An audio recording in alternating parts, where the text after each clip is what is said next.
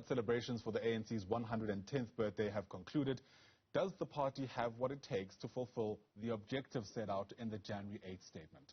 President Cyril Ramaphosa outlining the main objectives for the political year ahead at the old Peter Mokaba Stadium on Saturday. Among its priorities for 2022, the organization says it's fighting poverty and unemployment, speeding up the renewal and rebuilding of the ANC too.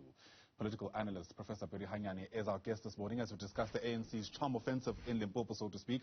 Prof, always great having your take on these issues. Thanks very much indeed for making time. The president of the ANC started off his address on Saturday by saying that they must have a frank assessment of what is going on within the party and what is happening in the country.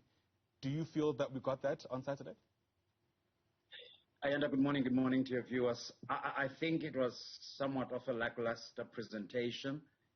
It lacked detail. It reminded one of the already existing narratives and the discourse, if not bordering on the rhetoric of renewal. I'm interested now in the detail, and unfortunately I was disappointed.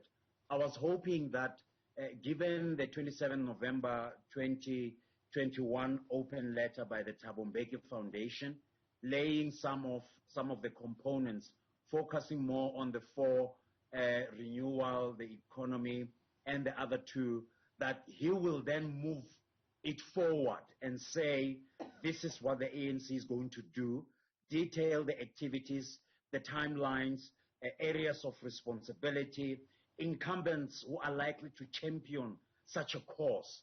Instead, in one of the media interviews in the evening, he lays it bare that they are only now that they are considering the establishment of a commission of a kind that will then drive this process. So the detail wasn't there, and a lot of people that I spoke to confirmed what I went through. Somewhere along the speech, we all dozed off, and only to wake up to say he's still on the podium, not much in terms of substance. Yeah, I mean, to be fair, he spoke for more than an hour, and I guess, those who are among us and know what it takes to have a good public speech will probably advise him otherwise the next time he takes to any podium. But that aside, there were many other shied souls in the lead up to the January 8th statement, which arguably took away attention even from what the president had to say. It was the cancelling of the Lillian Ngoyi Memorial Lecture because of supposed COVID-19 concerns. The president having to deliver the tail end of his speech at the gala dinner in the dark because of a power outage. A situation that took place outside the Jack Boters Hall, where because there were so many people that ended up arriving, the president ironically had to, on his iPad without a microphone, deliver that memorial lecture, the Peter Mokaba Memorial Lecture, outside. I mean, those kind of events that took place in the lead up to the ANC's January 8th statement, what should we read into that in a context where the ANC arguably is asking for another mandate from the electorate? The ANC is reminding us that they've become masters of their own kind of internal diplomacy. As and when things go wrong, there are certain individuals, if not a concerted effort, towards concealing the truth. I'm afraid these two, if not more, incidences play to that gallery, that indeed one can be suspicious to say, but why would the lights be tripped at a critical time when the ANC needed to provide a gala dinner that's convincing, that will lure potential funders and sponsors, and at the time when its own fiscus is bleeding. I mean, here is a party that's not doing well financially, and surely they needed to put all stops to at least appease potential funders that they have what it takes to lead society in the coming years, if not generations to come. And here we are. We are asking ourselves, could there be some kind of mutiny, to borrow from the military environment, that there could be a faction that's fighting back, there could be a faction that's hell-bent at providing a disruptive campaign, obviously undermining the current leadership, which then speaks to the issues of division, which speaks to the issues of factionalism within the party. Speaking about some kind of mutiny, how concerned should we be about the president's own safety, given what happened this weekend? Well, look, we've got to watch this one very carefully. albeit that it might require some intelligence lenses and more sophisticated analysis. I would not bother too much there.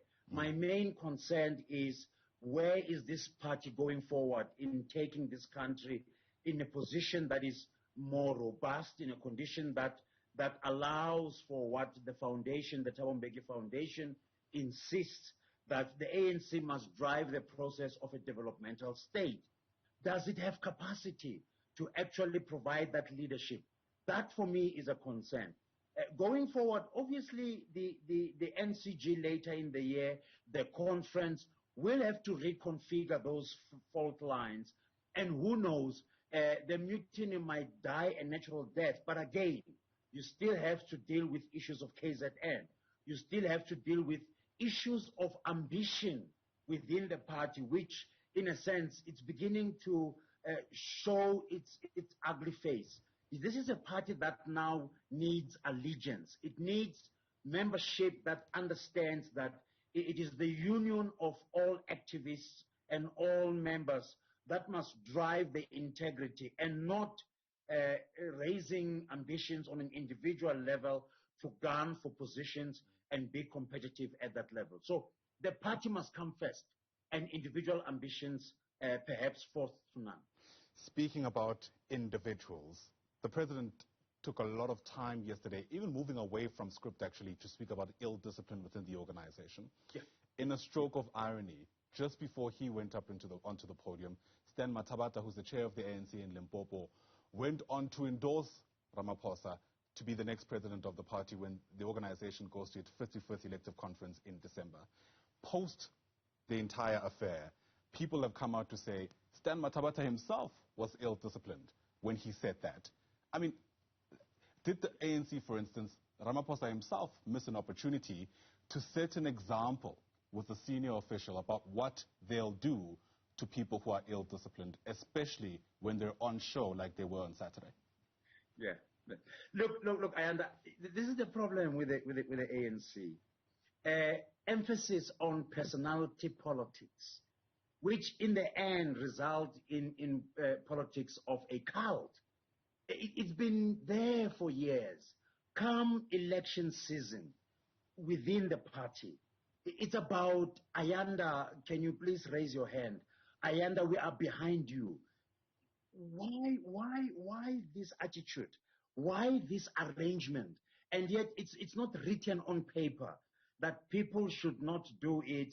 Instead, it becomes sort of like clandestine ruling, that if does not suit certain individuals within the top 6, for instance, one person will rise up and say it's unfair, it's ill-discipline, but there is no rule written elsewhere that says individuals are barred from campaigning, individuals are barred from making certain public statements in support of certain incumbents. This is the problem with this party. Failure to modernize, failure to set the ground rules.